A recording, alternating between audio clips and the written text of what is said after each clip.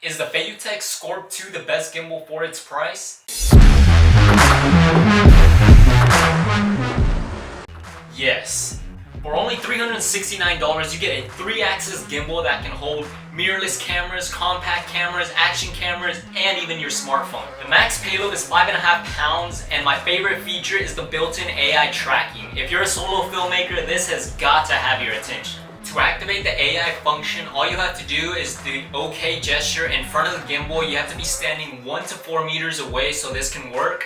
But after that, you can be walking around with basically the gimbal facing towards you. You have to be in front of it, which is the only bad part about it. But I mean, what can you really expect? You can't expect it to go all the way around. But yeah, you can just be walking around and it'll be following y'all. As y'all can see right here, it's basically following me no matter where I move.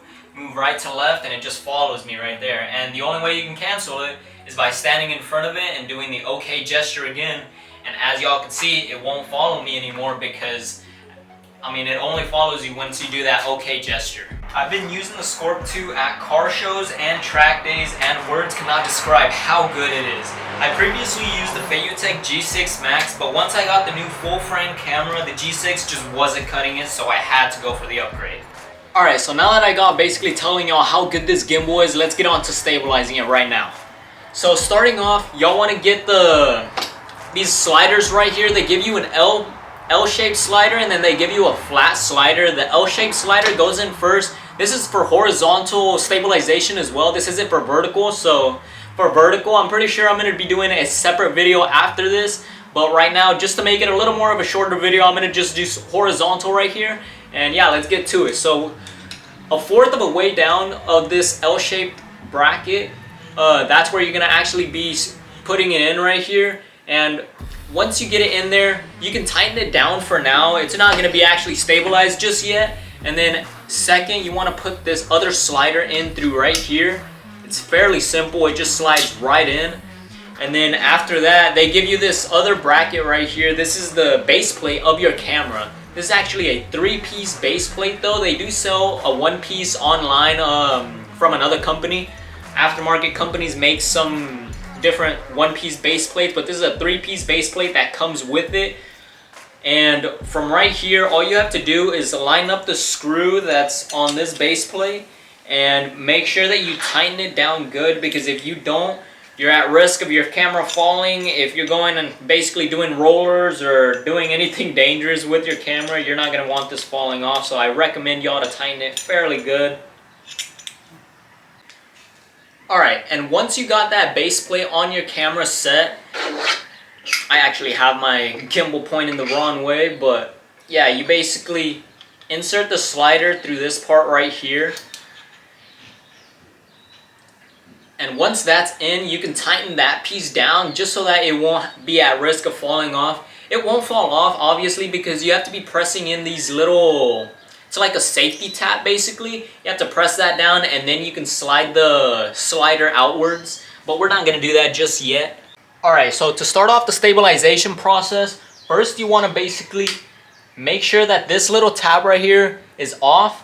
You just push that down a little bit and it'll pop right off. It's fairly simple, but what I like to do first is make sure that whenever I'm balancing it like this, just you loosen up this, I think this is the tilt axis, and you basically just make sure that it's fairly stable to where it doesn't move forwards and backwards. Man, these mosquitoes are gonna eat me up. I should have probably done this inside, honestly, but I mean, oh well, we're already out here, right?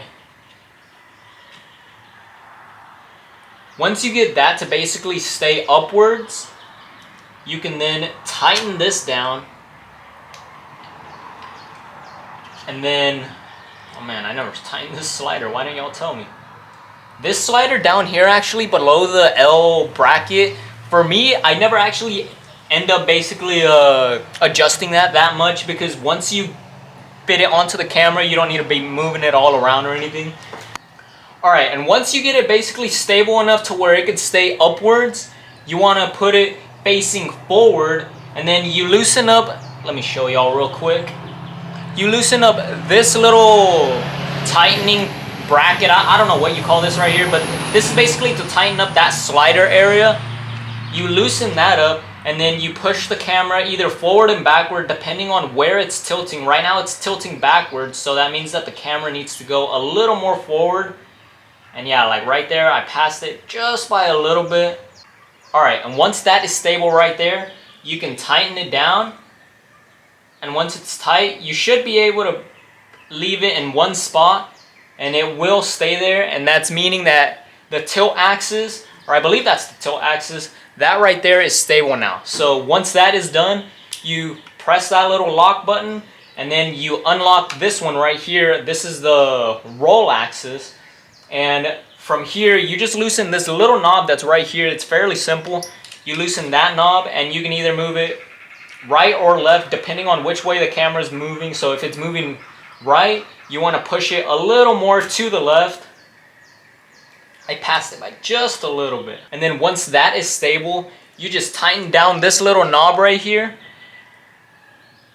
And then your roll axis should be good like that. You tighten that down, and once you tighten that down, then you turn your camera to the right after loosening this. Hold on. You turn your camera to the right, and then you tilt your camera forward. Depending on which way it goes, see, mine went to the right basically. So if it went to the right, all I have to do is loosen the little knob that's down here. I just loosen that a little bit, and then I move it forward or backward depending on which way it was actually rolling. And from that, I can see if it's stable or not. After you get all of that stabled out, basically all three axes are stable, you loosen up every single axis point, and from there you can turn on your gimbal. And now we got a powered on gimbal that is nice and stable. And a cool thing about this gimbal is that it has a small feature right here. I'm not really sure if y'all can see it. Let me bring y'all in a little closer real quick. Alright, so with the Scorp 2, we have this little display right here that's a screen, and we have the power motor, and from here we can auto-tune the gimbal basically automatically, and you just press start tuning and it'll start tuning itself. It does these little weird vibration things. Just check this out. Starts vibrating like that, and then it turns a little bit, starts vibrating a little more, and after that it'll steady the gimbal up and you'll be ready to shoot right after. Here we also have a follow speed. You could choose that to go on slow, medium, or fast, just depending on how you like your gimbal to move. It can go slow or fast, just like I said, depending on which scenario you're in and how you like to use it. And right below that, on the bottom left, we have the FPV, we have pan follow, pan to follow, I think that is, and then we have lock, and we have fast FPV right here down below. This is FPV, lock, and then pan to follow. Yeah, all these functions are super neat, and all you have to do is, like y'all saw right there, all y'all have to do is swipe to the left and it'll take y'all back to the home screen. We also have a scenario button on the bottom right that will let you choose from time-lapse, auto-rotation, panorama, portrait mode, selfie mode, and track video. Basically, that only works whenever you have the AI function in use. So the Scorp 2 comes with a whole bunch of custom buttons all around. It has this F1 button in the right and on the left, and on the right it has an F2 button right here. It has the front screen. It also has this joystick which you can use to move the camera up and down, right to left, wherever you basically want. It's basically like the joysticks on a control of a Xbox kind of. It has this M button right here, the record button if you have it plugged into the camera. It has these tripods right here that are built into the gimbal, but it also comes with this extended pole right here that's also a tripod that you add afterwards. It has this FPV button. We have this button right here. This changes the functions of this knob right here. You tap it once and it changes the function to up and down from the camera. Then you hit the button again and it moves right to left, and then you hit it once more and it'll be rolling it from side to side. And on the right hand side of the gimbal we have the power button. We also have two other custom buttons, the A and B custom button. We have the charging port right here. We also have the trigger button to track anything that you want in front of the gimbal. And yeah, that's basically my review of the Feiyutech Scorp 2. If y'all liked any of the products in this video, be sure that y'all go down in my description and click on the links. That'll direct y'all straight to the products. Right now I'm with the Amazon Associates program, so that allows me to basically have all these links and direct y'all straight to the product and not make y'all have to go in through any secondhand pages or anything like that. And yeah, if y'all like this video, be sure that y'all like it down below, subscribe, because I'm posting 1 or 2 videos a week of car content. I'm basically going all around Texas filming some of the best car shows I can.